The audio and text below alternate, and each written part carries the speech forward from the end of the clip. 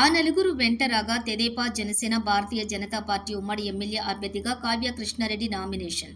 కావలి నియోజకవర్గం నుంచి TDP, BJP, Janasena పార్టీల ఉమ్మడి ఎమ్మెల్యే అభ్యర్థిగా కావ్య కృష్ణారెడ్డి శుక్రవారం మధ్యాహ్నం కావలి పట్టణంలోని ఆర్డీఓ కార్యాలయంలో నామినేషన్ దాఖలు వేశారు.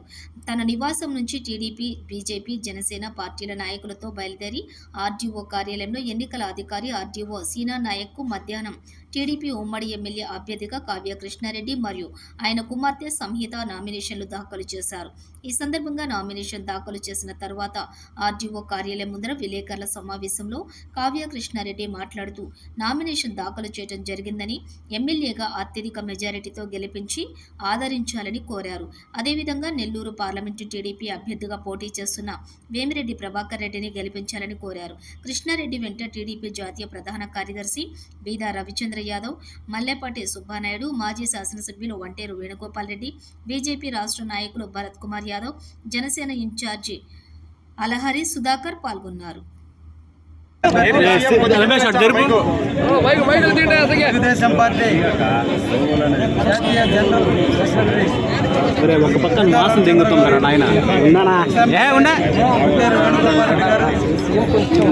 జనసేన ఇన్ఛార్జ్ అలహరి సుధాకర్ గారు, బీజేపీ సత్యనారాయణ గారు, భరత్ కుమార్ గారు,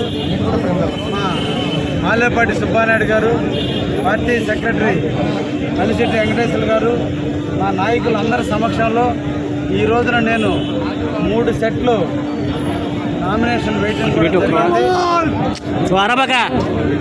ఈ సందర్భంగా కావలి ప్రజలందరినీ కూడా ఆశీర్వదించమని, ఒక అవకాశం ఇచ్చి కావలికి సేవ చేసే భాగ్యాన్ని కల్పించండి, కావలిని ప్రశాంతంగా తీసుకొచ్చే దాంట్లో తప్పకుండా ముందుంటానని, నాకు సైకిల్ గుర్తుకు ఓటేసి మంచి మెజార్టీని ఇవ్వమని ఈ సందర్భంగా ప్రజలందరినీ కూడా కోరుకుంటూ మరొకసారి కావలి ప్రజల్ని అభ్యర్థిస్తున్నాను.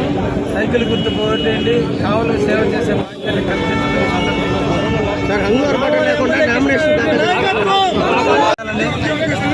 సేవా దృక్పథంతో వచ్చిన వ్యక్తికి నిడారంభరంగా ఉండడం నాకు ఇష్టం. కాబట్టి నిడారంభరంగానే నామినేషన్ వేయాలి. ఆర్భాటాల మధ్య ప్రజలకు అసౌకర్యం కల్పించే విధంగా ఉండకూడదనే ఉద్దేశంతోనే ఈ రోజున మేము ఈ నిడారంభర నామినేషన్ పర్వానికి తెరలేపాం. ఇది మంచి పద్ధతి. ఇది ప్రజలకి కావాలి, ప్రజలకు మేము సేవ చేసిన వ్యక్తిలో రోడ్లను దిగ్బంధం చేయటం, ప్రజలకు అసౌకర్యాన్ని కల్పించడం అటువంటి ఏమీ లేకుండా ఉండేందుకే మేమందరం కూడా అనుకుని ఈరోజు నామినేషన్ని చాలా సింపుల్గా ఘట్టం పూర్తయింది. కృష్ణారెడ్డి గారి నామినేషన్ అయిపోయింది.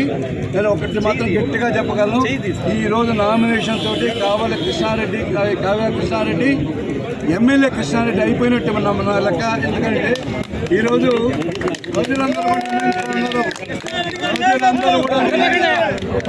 కూడా నిర్ణయించుకున్నారు.